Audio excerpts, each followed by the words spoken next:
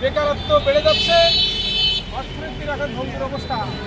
এই সরকার অনেক চটকদার কথা বলে ক্ষমতায় এসেছিল, 6 মাস যেতে না যেতে সব কিছু ভেঙে পড়ছে।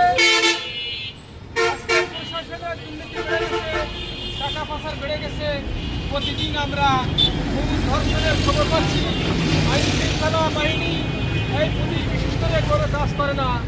আজকের যে গণঅভ্যুত্থান 2024 সালে হয়েছিল, তারপর থেকে পুলিশ বাহিনী এখন বড় বাহিনী ছিল।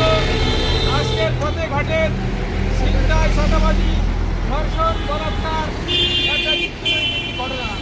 আজকের এর প্রতিবাদে এই গাজীপুর জেলা কংগ্রেসের আহ্বানে আজকের আমরা এখানে দাঁড়িয়েছি। আমরা চাই সরকারকে অবিলম্বে ন্যায় দিতে হবে। বিদ্যুৎ দিবে, কোথার থেকে দেবেন এই জনগণ জানে না।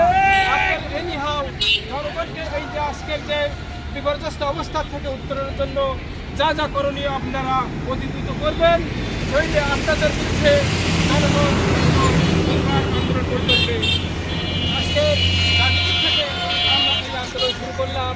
আমরা অচিরেই সারা দেশে আমাদের আন্দোলনের আমাদের সেটা আমরা জানিয়ে দেবো।